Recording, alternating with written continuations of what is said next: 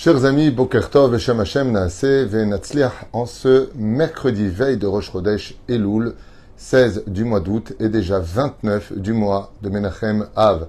Je suis racheté ce matin par Dan Shishporti Shayakar pour une alia réussie pour William Shlomo Ben Avraham avec de bonnes conditions, une grande réussite sur tous ses chemins. Bracha, Revacha, Be'atzlacha, Bechol Maaseh Yadav, Yaskil Ve'yatzliach Be'ezrat Hashem. Iratzon que le mérite de notre étude de ce matin, Tavilo Yeshuot Venechamot, Briut Etana, Richut Yamim, Valakol Irat Shemaim, Todaraba Adan Shishportish, d'avoir acheté ce shiur chez nous, Hashem Verechoto Bechol Asherlo, ainsi que vous tous. Soyez bénis vraiment sur tous vos chemins, Yeshuot Venechamot. Avec votre permission, on pensera en même temps à une grande réussite pour Bezrat Hashem, nos projets qui avancent doucement mais sûrement. En espérant, Bezrat Hashem, qu'on creuse très très prochainement, en tout cas je l'espère avant les fêtes, et sinon ce sera après les fêtes, mais ça avance, en tout cas sachez-le. Et une grande réfouach lemach, la Meira, pour tous les malades d'Israël, ou Bichlalam, Moratimi, Sarah Talia Bat Efrat, Miriam Yana, Ben Esther, Chayarochama Esther, Bat Rivka Ben Simon, Jean-Luc Shlomo Ben Zeramir, Ben Ruth Soufan, Ufren, Sarah Bat Sassia, Beladehem, Joël Miriam Bat Sarah, Nussi Rachel, Bat Sylvette Gezala, Yekara, une grande réfouach lemach tzadika, Chaya Devora Bat Esther, Mazal Tov Yvlin Bat Alice, Mishpachat Ben Shabbat Ekara, Chaya Sophie Bat Shiva Bat Chaba, j'espère qu'elle va mieux. Avraham Ben Phoebe, à qui on souhaite beaucoup de bonheur, Bezrat Hashem. Yaakov Ben Shalom pour une parnassa. Oulel Efelfa Avdalim, Leilun Nishmat, Nissim Ben Sassia, Shayom Yom Kudato, Elian Sassia Bat Chnina, Fredj Ben Fortuné, Patricia Arlet Bat Zeira, Sonia René Bat Suzanne, Shoshana Bet Krif, Avraham Ben Fortuné, Bechol, Mété Israël. Et on commence notre shiur. Alors un shiur un peu spécial, basé sur la psychologie, mais qui est complètement sur le domaine thoraïque. Parce que de toute façon, je ne sais pas parler d'autre chose. Ou plutôt, je dirais qu'à part la Torah, il n'y a rien d'autre qui m'intéresse personnellement, moi. Pourquoi? Parce que la Torah parle de tout. Donc, les gens, quand ils disent à chaque fois, mais quoi, il n'y a que la Torah dans la vie? Il n'y a que celui qui ne connaît pas la Torah qui peut dire une chose pareille. Parce que s'il savait ce qu'était la Torah, il saurait que la Torah, elle comprend toute la vie. Donc, oui, en parlant de Torah, tu parles de tout. Absolument de tout. Sauf, effectivement, des choses futiles.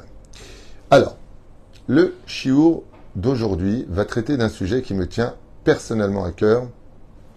Je vous le dis, je vous le conseille, écoutez bien ce cours, parce qu'il peut résoudre beaucoup de problèmes. Et surtout, partagez-le. On va parler, vous allez comprendre de quoi je parlais ce matin. Sois logique si tu veux régler tes problèmes. Et si je tiens à faire ce cours avec vous ce matin, c'est parce que cette nuit, je me suis un petit peu penché sur ce sujet-là dans la Torah.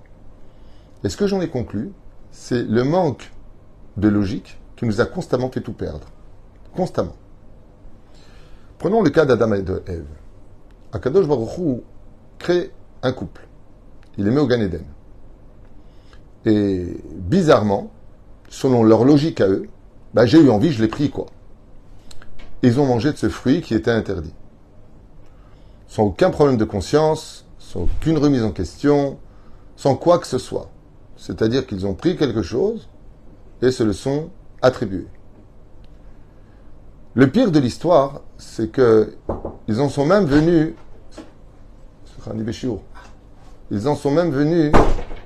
à un tel point qu'ils ont estimé que, si tu voulais pas qu'on mange de cet arbre, il fallait pas le mettre. Je ne sais pas si vous comprenez les mots que je suis en train de dire. C'est-à-dire que Akadosh Baruch Hu, il est chez lui. Il est chez lui. Ok? Il fait ce qu'il veut. Akadosh Baruch Hu, il dit voilà, tu peux manger tout ça, ça tu manges pas. Et la réponse qu'on en ressort, c'est si tu voulais pas qu'on le mange, il fallait pas le mettre. Cet illogisme fâche Akadosh Baruch Hu. Le pire, c'est que ce manque de logique et de lucidité de l'esprit mène automatiquement l'homme à la guerre. Mais je comprends pas. Attends, je suis Dieu, tu es la créature. Je te dis, mange de tout ce que tu veux. Ça, tu touches pas, c'est à moi. Tu touches. Quand on avance au fur et à mesure, prenons la faute du veau d'or. Moshe Rabbeinu dit quelque chose. Je reviens. Selon la logique des enfants d'Israël, ils se sont trompés dans le dénombrement des heures. Donc, bonne remarque que tu t'es trompé, et vraiment tu t'es trompé. Est-ce que ça te donne le droit de faire une avodah zara? Oui, il n'est pas venu, il fallait bien qu'on trouve une solution. Mais depuis quand la fin justifie les moyens? Dans la Torah, ce n'est pas du tout d'actualité, ce genre de phrase. Donc explique-moi comment, dans ta façon de penser à toi, les choses se font. Un jour, quelqu'un m'a dit, oui, j'ai trompé ma femme parce qu'elle se donnait pas assez. Ah. Que ta femme se donne pas assez, c'est peut-être un problème qu'il faut régler. Je ne sais pas pourquoi, il faut en parler. Mais que tu justifies le fait que tu la trompes, j'ai eu pire que ça. L'un frappe l'autre. Bah oui, mais tu m'énerves. Ah. Donc, parce que tu es énervé, et j'en suis la cause, ça te donne le droit de me frapper. Je ne sais pas si vous comprenez un petit peu de quoi on parle, mais le monde tourne mal. Hier, j'étais en train d'écouter un petit peu ce qui se passe aux informations, les lois françaises. Comme on pourrait avoir des lois complètement débiles en Israël. Je ne parle pas de la France pour servir la France, pas du tout. Je prends juste cet exemple que les Français eux-mêmes souffrent. Les squatteurs. La loi française. Je ne sais pas si vous comprenez ce que je veux vous dire. Non seulement tu as une maison, tu as eu le bonheur d'avoir le malheur d'avoir une maison. Ok? Tu as des mecs qui viennent, ni d'Adam ni d'Ève, on ne sait même pas s'ils ont des papiers français, il n'y a plus rien aujourd'hui. Ils squattent chez toi, tu ne peux pas rentrer chez toi, parce qu'ils t'ont pris ta maison. Donc c'est la loi vraiment du plus fort. Et le plus débile de l'histoire, le plus impressionnant de l'histoire, le plus ignoble de l'histoire, c'est que les squatteurs peuvent porter plainte contre toi, c'est ce que je sais sur Internet, c'est un truc de fou, parce que les meubles ne leur correspondent pas, parce que c'est pas ce qu'il faudrait. C'est-à-dire que la personne, elle va dans la cuisine, elle te fout le balagan, elle peut porter plainte contre le propriétaire. Regardez bien ce que je vous dis, vous allez me dire, mais c'est pas possible, dis n'importe quoi. Regardez. Il peut emmener au palais de justice le propriétaire disant que la maison n'est pas conforme à ce que normalement, en tant que squatteur, je devrais avoir. Les gens sont complètement fous. Les gens perdent la tête. Comment on peut régler des problèmes dans ce genre de conditions? Et les exemples sont au fur et à mesure. Par exemple, nous sommes dans le cas échéant vraiment le cas des Méraglim qui rentrent en Israël. Selon leur logique à eux, bon, ben, on peut rien faire de ce pays, on n'y va pas. Dieu te dit on peut. De là, on apprendra deux points importants. Il y a la logique sociale et universelle, le savoir-vivre, la façon de gérer les choses, de voir les choses. Et il y a la façon d'Hachem. Prenons le cas du social. On peut tomber, par exemple, voilà, il y a une personne qui n'a pas de travail, je vais le prendre en tant que patron chez moi. Je vais dire, écoute, t'as pas de boulot, de te donner de la tzedaka tous les mois, c'est pas du tout ce que j'ai envie. Je vais te relever ton kavod. Donc je vais donner un rôle à jouer. Mais le rôle que je prends, il est facultatif dans l'absolu. C'est juste pour ne pas que tu prennes l'argent de la honte. C'est-à-dire pas, tu prends cet argent sans rien faire. Donc ton rôle, ce sera de me représenter dans tel et tel poste. D'accord? Mais ce n'est pas le rôle que je te donne en tant que travail définitif. C'est juste que pour l'instant, pour ne pas que tu te retrouves dans telle et telle situation, que c'est un domaine dans lequel tu peux t'en sortir, je vais te donner ce rôle. Ceci étant, ce rôle, sur 8 heures, si tu le fais déjà un quart d'heure, c'est énorme. On va dire ça comme ça. Même 2 heures. Allez. De l'autre côté, je vais te donner la possibilité d'avoir aussi un bureau pour faire ton travail personnel. C'est un exemple. Dougma. OK? Mais voilà que, bon, étant donné qu'il n'y a pas ici, donc tu vas rentrer aussi dans un autre domaine. Ça veut dire que petit à petit, on va avancer ensemble. Et tu as la personne qui te dit, ah non, mais moi, je n'avais pas à faire ça. Bon, attends, je te rappelle qu'à l'origine de l'origine, Bichlal, je n'avais pas besoin de toi à la base. Ça veut dire quoi? Je t'ai donné ce rôle parce que je voulais te remonter, c'est tout. Baruch Hashem, la preuve en est. La vie continue après, mamash, sans aucun problème.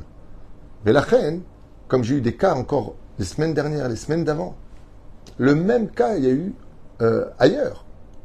Une personne prend quelqu'un à son service pour lui rendre service. Bien sûr, il va travailler. Il lui donne une paye. Et en contrepartie de ce qu'il doit faire, étant donné qu'il a un avantage que lui n'a pas, il va lui demander, pendant les heures de travail, de faire aussi autre chose. Est-ce que ça te donne le droit ou l'idée de penser que c'est ta société? Non.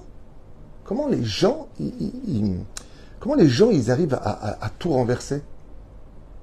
Comment on peut être dans l'illogisme? Par exemple, moi, une chose qui m'horripile, hein, il n'y a que les patrons qui peuvent le dire, parce que les ouvriers ne peuvent être que jaloux.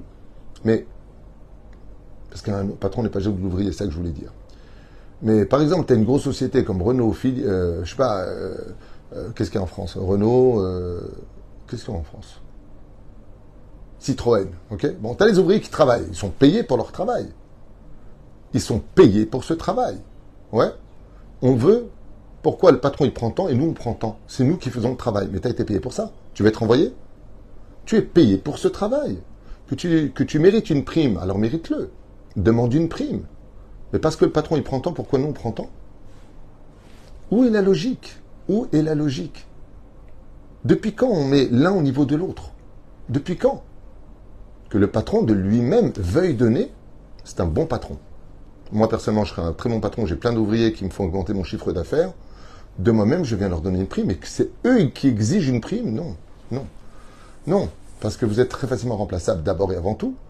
Et puis parce que vous êtes payé pour ce que vous faites. Ça me rappelle l'histoire un jour d'une très très grosse société qui était un petit peu bancale. Ils ont fait rentrer un directeur pour relever la société. Et vous n'allez pas me croire, le directeur relève cette société et se l'approprie en disant si je n'avais pas été là, la société, eh bien, ne serait pas montée. Oui, tu as été payé pour ça, mon pote. En d'autres termes, parce qu'il n'y a pas d'autre dire, les gens sont débiles. Les gens sont fous. C'est-à-dire qu'ils ont un illogisme qui est tellement grave que cet illogisme vont les emmener tout simplement à tout perdre. Et le problème qu'il y a, c'est qu'en aucun cas, ils pourront régler le problème.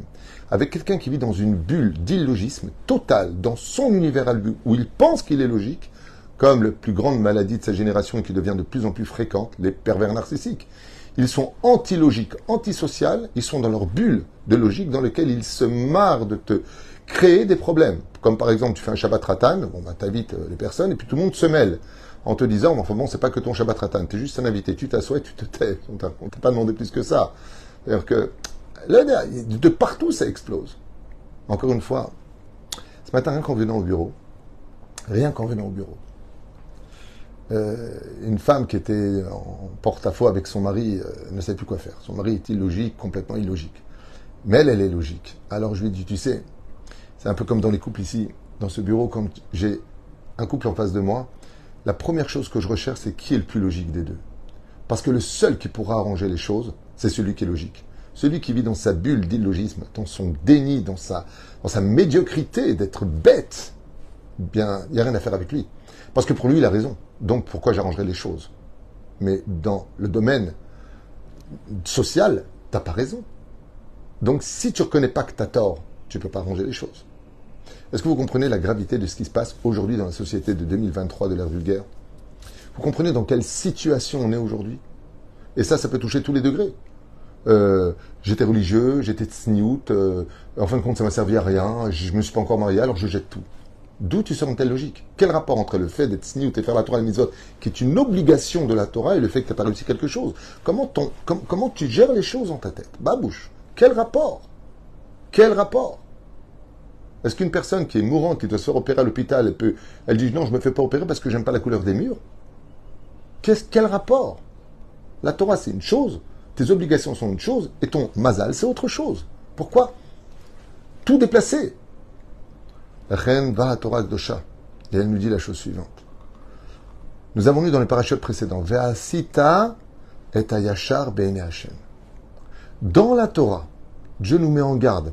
Ne suis pas les pulsions de ton cœur. Ne suis pas tes yeux. Ne suis pas. Fais attention. Ve'asita et ayashar be'ene Hashem. On lit dans cette paracha, ce que te diront les chachamim, tu le feras. Et vous regarderez quelque chose d'incroyable. Kol asher yorucha, tout ce qu'ils te diront, tu le feras. Mais c'est pas logique. C'est pas ta logique. C'est la logique du ciel. C'est le deuxième niveau de logique. Il y a, est-ce que al-pi halacha, ce que tu dis, est logique ou pas? Comme encore dernièrement, encore une histoire qui me remonte. Des enfants qui viennent voir le père en disant « Ouais, je comprends pas, t'as aidé celui-là avec ton argent, et celui-là tu l'as aidé, et... » Juste un instant, temps mort. Depuis quand un père, il rend des comptes sur ce qu'il dépense de son argent et à qui il veut le donner? Oh, chut. Mon père, il faisait ce qu'il veut avec son argent, je n'ai jamais osé penser en me disant « Tiens, mon père, il va donner à lui et pas à l'autre. » Et s'il a envie d'aider un ami, « Papa, je comprends pas, tu dois pas l'aider lui. Pourquoi je suis déjà mort, il y a un héritage sur la route, j'ai pas compris, vous avez besoin d'aide? On vous aide. » Les gens sont fous. Les enfants viennent voir le père en lui disant « Mais j'estime que tu n'as pas à donner ton argent. » Pourquoi? C'est ton argent à toi? Oui, mais enfin bon, un jour peut-être, le mec, en plus le père il est encore jeune. Hein. Mais comment dans la tête des gens ça marche comme ça? Par contre, quand il y a des héritages à prendre de l'autre côté, et que les parents passent au-dessus de leurs propres enfants pour gâter les petits-enfants, ça par contre il n'y a pas de problème, parce que ça vient dans nos poches. Vous êtes devenus fous. vous rentrez dans la poche des uns, dans les comptes des autres, vous vous mêlez de ce qui ne vous regarde pas, vous intervenez là où on ne vous a rien demandé, et quand ça ne se passe pas comme vous le voulez, en plus vous vous plaignez, disant qu'ils ne comprennent rien. Je répète encore une fois avec beaucoup de délicatesse, mais j'ai l'impression que le Mashiach, il doit être psychiatre pour venir aujourd'hui. Mais mettre un monde de fous. Un monde de fous. Les parents préviennent leur enfant que le chemin qu'il prend est très risqué. La réponse du fils à ses parents, c'est « Je vous ai rien demandé, je vous ai pas demandé de me faire naître. » Mais quel rapport? On s'inquiète pour toi. On est dans un système qui fait peur. Et la Torah nous dit « Ve'asita et yashar be'enei Hashem » Ça, c'est pour la deuxième logique. Il y a la logique universelle, mais qui, par contre, elle, pourrait être contre le Shulchan Aruch, contre les lois juives ou contre la moralité. Ce qui fait que je peux être logique dans ce que je fais, mais c'est pas moral. Vis-à-vis d'Hachem, c'est moral vis-à-vis des hommes, pas vis-à-vis d'Hachem. Ça peut être du gazelle, par exemple. Bah écoute, il a perdu, il a laissé, moi je l'ai pris. Ah oui. Allez, je me sers, je prends Robin des Bois, je vole aux riches pour donner aux pauvres. Parfait. Au niveau de la logique universelle, en tout cas vis-à-vis d'Hachem, tu n'es rien d'autre qu'un voleur. Rien d'autre qu'un voleur. Et puis il y a l'autre logique, celle du social, celle de tous ces parents aujourd'hui, même qui ont fait l'alliance en Israël et qui sont délaissés par les enfants. Combien toutes les semaines j'ai des mamans et des papas qui m'appellent, on ne voit plus nos enfants, on ne voit plus nos petits-enfants, aucune empathie, aucune. Encore une fois, je ne parle pas des parents toxiques, je ne parle pas d'eux. Parents toxiques, c'est une mise à s'éloigner parce qu'on va tomber dans le piège de manque de respect des parents, on va tout perdre. Donc dans ce cas-là, on fait un peu l'éloignement, mais seulement, vous voyez, passer des Shabbats, on vient manger ensemble la semaine. Il faut trouver avec un rave des solutions pour que d'un côté les parents ne soient pas froissés et de l'autre côté, les enfants ne se retrouvent pas en porte-à-faux ou d'harcèlement moral, ou toujours en train d'être piqués, ils n'en peuvent plus, ou même il y a aujourd'hui des parents qui veulent faire divorcer les enfants, de quoi ils se mêlent, et ainsi de suite. Enfin, c'est le balagan le plus total. En tout cas, dans l'instant T, pour nous maintenant, ce qu'il faut comprendre, c'est que ce manque de logique ne te permettra jamais de régler les problèmes. Quand vous parlez avec quelqu'un, dès que vous voyez qu'il n'est pas logique dans son raisonnement, d'accord? C'est-à-dire qu'il va toujours trouver le pourquoi du parce que sans reconnaître son tort, en d'autres termes. Ou tout simplement parce qu'il va te dire, tu sais que je suis nerveux, moi, faut pas me chauffer, sinon je casse tout dans la maison. Il va tout casser dans la maison. Bah, pour ça, il y a des cachets, baba. Pour ça, il y a des choses. Il y a des choses. C'est pas parce que tu auras envie de la logique. Une personne qui décède, d'accord, tuée par un policier en France, la logique, c'est de... Alors, préparez-vous maintenant, il va y avoir des milliers de voitures de brûlées, des milliers de magasins pillés. Vous savez, moi, ce que j'ai envie de dire à tous ces jeunes qui ont fait ça, une seule chose. Si c'était ta boutique, c'est tout. Juste cette phrase. Si la boutique que tu as pillée, tu en étais toi le propriétaire, est-ce que tu l'aurais fait? Ça, c'est la logique de la Torah. Ne fais jamais à autrui ce que toi, tu n'aimerais pas qu'on te fasse. Ça, c'est la logique. Quand tu viens et que tu hurles sur ta femme, que tu la descends parce qu'elle t'a donné un peu d'enfant, qu'elle est devenue un peu déformée, est-ce que tu aimerais, toi, qu'on te le fasse parce que toi aussi, tu as pris du bide? Est-ce que tu aimerais qu'on te fasse? Ça, c'est la logique de la Torah. Première règle de la Torah, ne fais jamais à autrui ce que tu n'aimerais pas qu'on te fasse. Masechet Shabbat 31 Moudalef. Est-ce que tu aimerais, toi, qu'on t'écrase? Est-ce que tu aimerais, toi, qu'on t'humilie?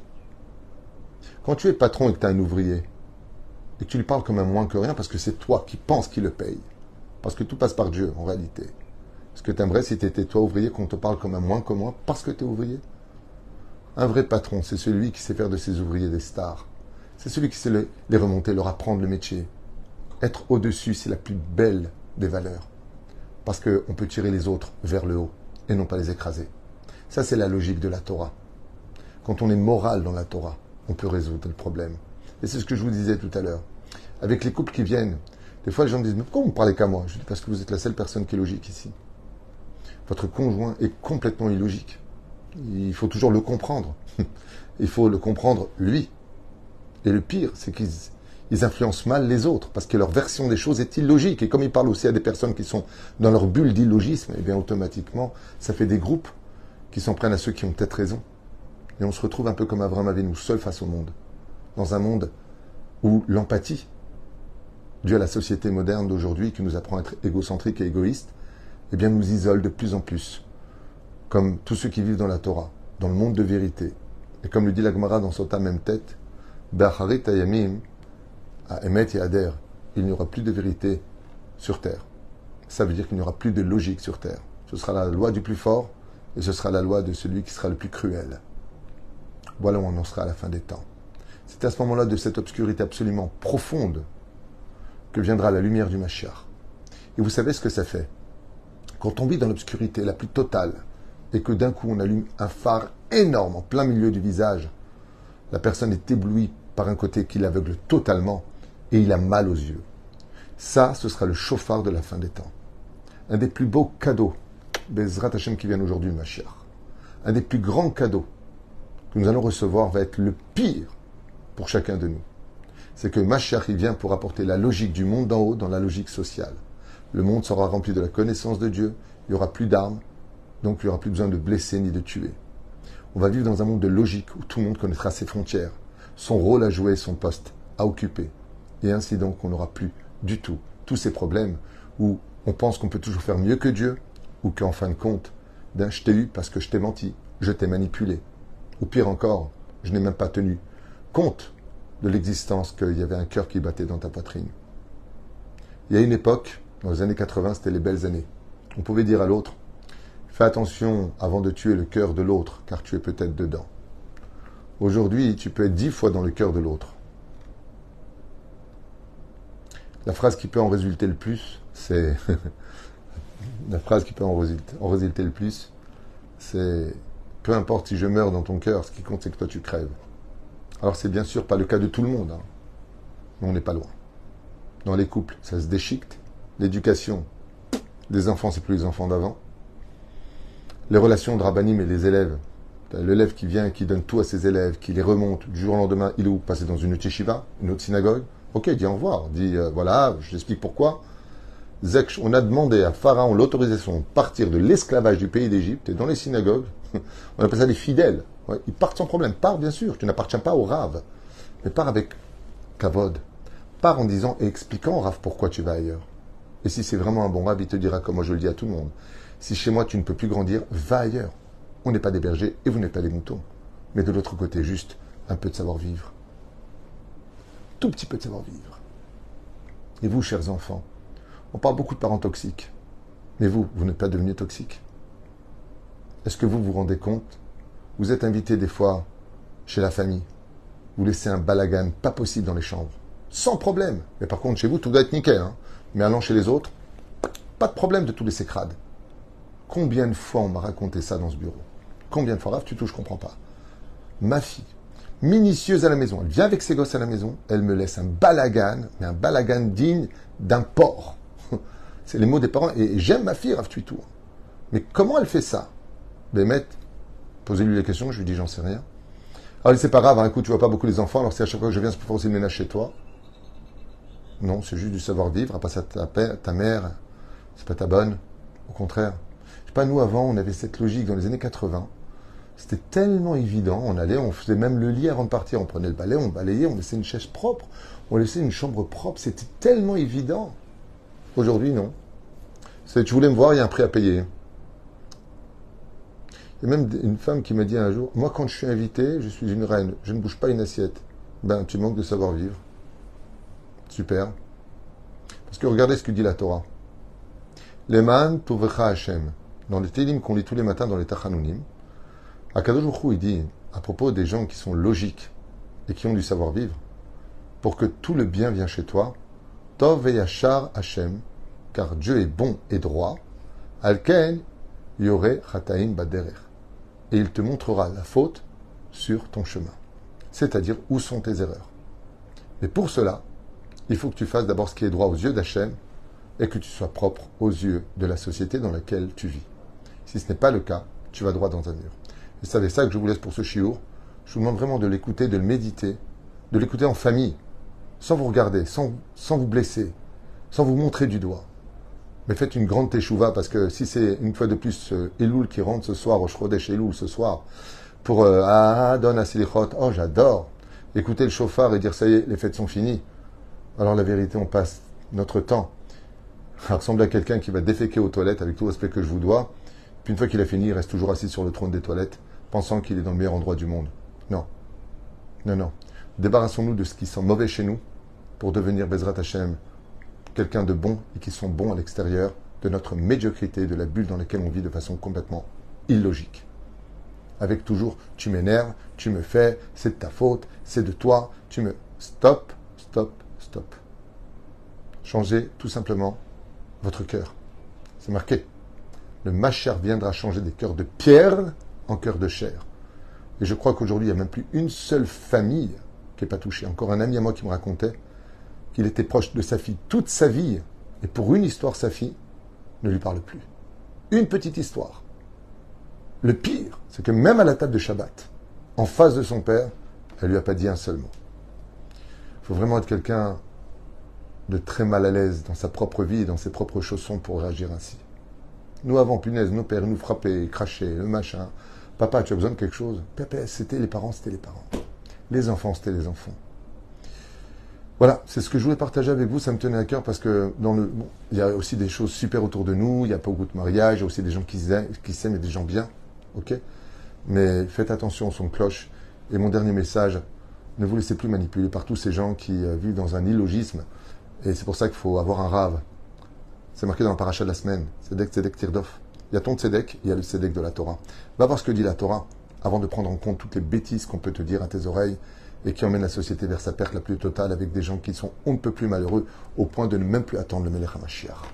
Il y en a qui sont tellement détruits aujourd'hui qu'ils n'attendent même plus la Géoula. Ils n'en ont plus rien à faire. Ils vivent, ils meurent. Parce que de toute façon, on les a déjà enterrés vivants. Yeshua ben Nechamot, Atzlacha v'Arvacha, et Yiratzon qu'avant que ne vienne la Géoula, vous soyez ceux qui allez travailler vos midotes, parce que n'oubliez pas, seul celui qui est logique pourra régler les problèmes. Les autres, ne comptez jamais sur eux. Kol Tov et Litraot.